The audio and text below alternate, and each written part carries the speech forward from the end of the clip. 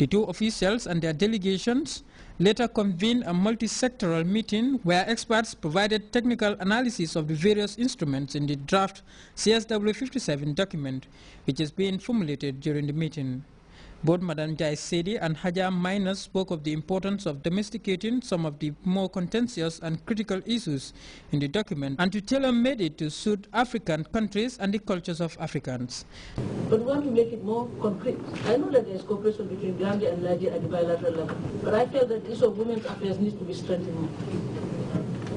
You have cooperation in all the other sectors, but I think women's affairs can do a lot. We can move mountains in West Africa if we cooperate.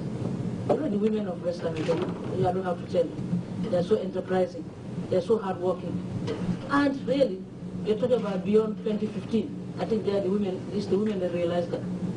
Because they're into the informal sector, and as it were the private sector, into the formal sector as well. Most of you are. So you can see, the legislators are here, our legislators. So they can do a lot. And once we put network and put heads together, definitely share lessons of good practice, exchange, you can do a lot. As I said, something is happening, but we can do more. And that's why I wanted to take the opportunity here, whilst I'm at the CSW, the 57th session, to meet my sister here and her delegation, and concretize some of those issues we had always talked about in the past. Members of civil society will all come, and of course the business women. You remember, you may recall last time we said we are going to plan a trade fair.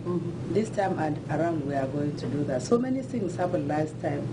Between the time we met and now we couldn't do much, but I assure you this time around we are going to do it.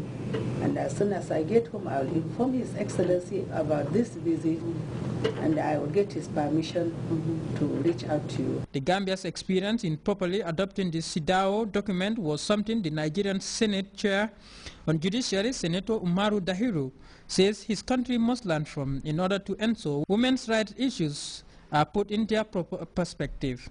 Later in the week, the Vice President and Minister of Women's Affairs and delegation received at the Gambian mission a delegation comprising Gambians in New York and other areas in the United States. Prominent among them, the Imam of Don's Islamic Cultural Center, Abdullah Pachaha, who held the leadership in Banjul for what he calls the dynamic transformation of the lives of the people of the Gambia. The meeting with the Vice President also provided the representatives of Gambians in the United States the opportunity to inform the Vice President of some of the few problems they are facing. Addressing the delegation, the Vice President implored Gambians in the diaspora to be law-abiding in their countries of residence, while urging them to continue to look back home and take part in the positive developments taking place in the Gambia.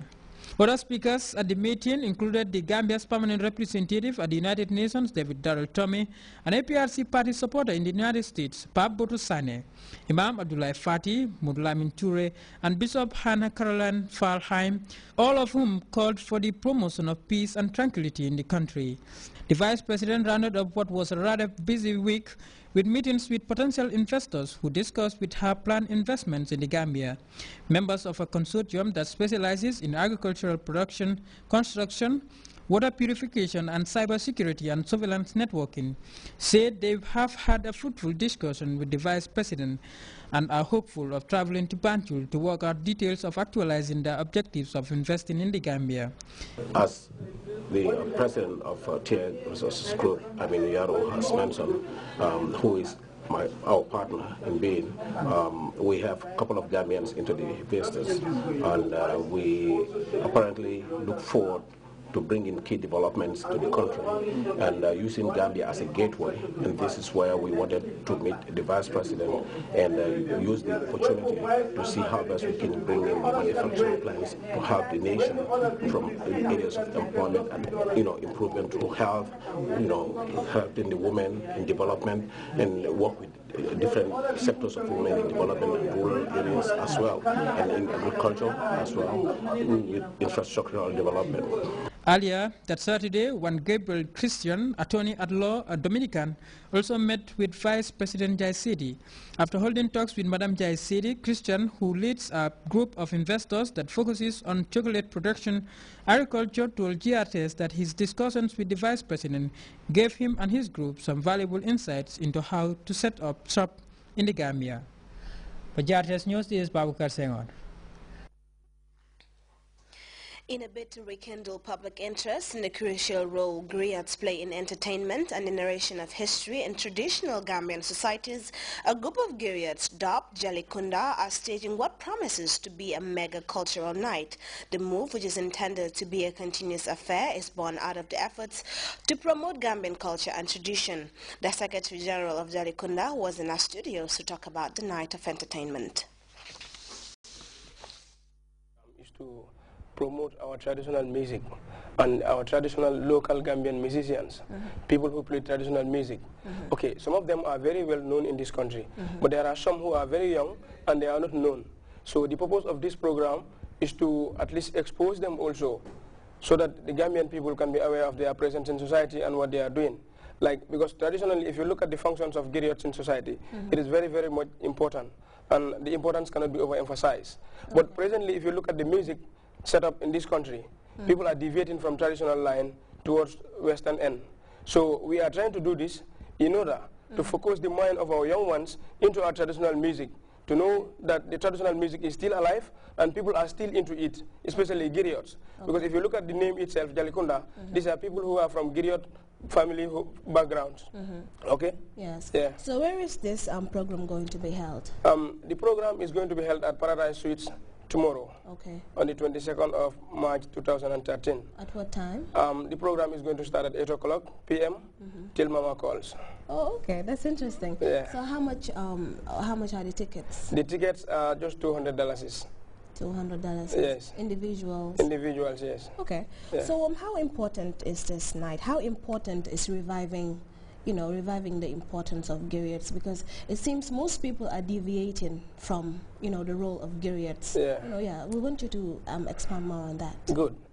As I said earlier in my earlier statement, a lot of people are deviating from the traditional music and going into rap or other sort of music. Fine, those ones are good. But again, we should have what belongs to us. And this is this. This is our music. This is what we know. We should maintain it. Even in the event that we are going to add some other music into it, but we should not leave this one totally to fade away. Because if you look at most of the traditional families today, people are not into these kind of things.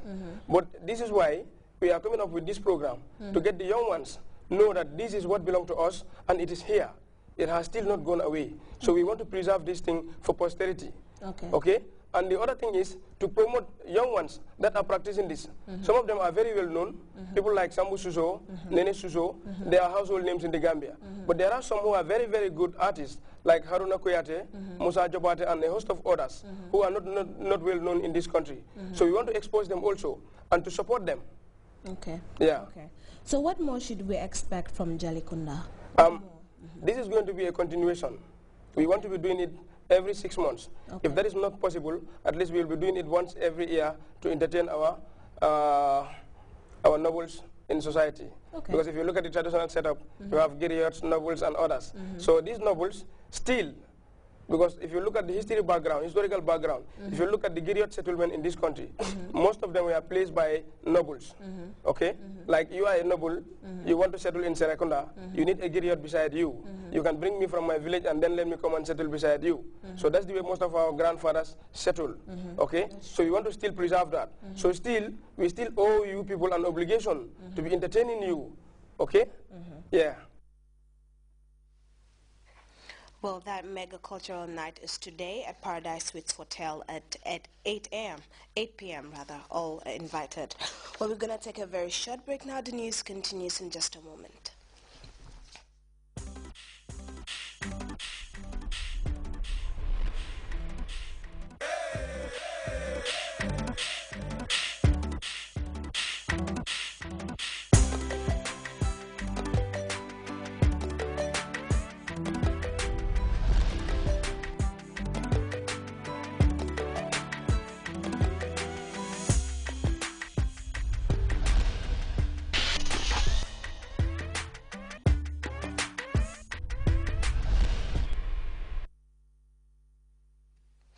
Welcome back to GRTS News. Accusations continue to rise about the possible use of chemical weapons in Syria. The Syrian government is demanding an independent investigation into the matter. The opposition too is calling for a probe as both sides blame each other. Meanwhile, intelligence officials in Washington are also looking into the attack.